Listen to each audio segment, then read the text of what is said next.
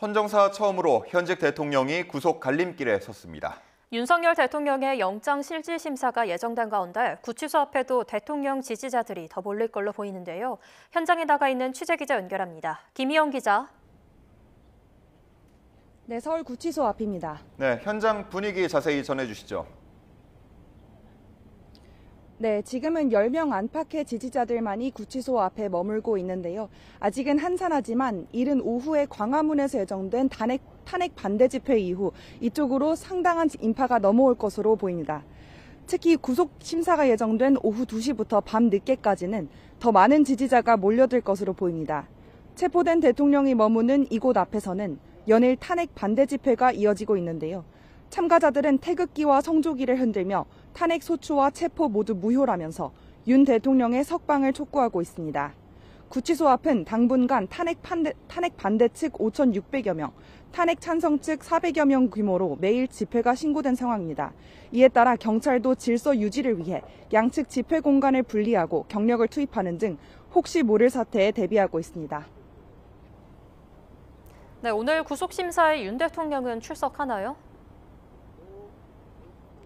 네, 아직 확실하게 결정된 것이 없는데요. 윤 대통령 측은 출석 여부에 대해 입장을 정리해 오전 10시 기자들에게 통지할 예정입니다. 앞서 어제 영장이 청구된 직후 윤 대통령 측은 서부지법이 사건 관할 법원이 아닌 만큼 윤 대통령이 영장심사에 불출석할 거라고 전했는데요. 밤늦게 취재진에게 불법의 영역을 해소할 방안을 검토 중이라며 출석 여부에 검토 여지가 있다고 밝혔습니다.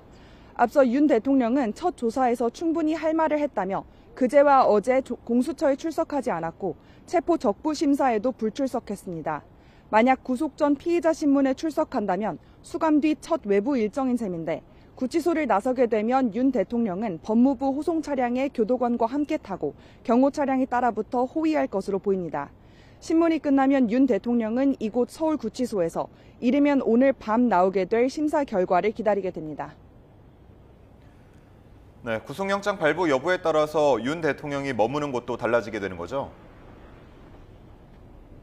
네, 윤 대통령은 일단 나흘째 이곳 서울구치소 안에 있는 구인 피의자 대기실에 머물고 있습니다.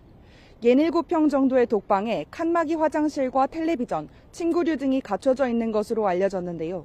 구속영장이 발부되면 윤 대통령은 수용동으로 옮겨야 하고 사복 대신 수영번호가 적힌 미결 수용 카키색 수영복을 입어야 합니다.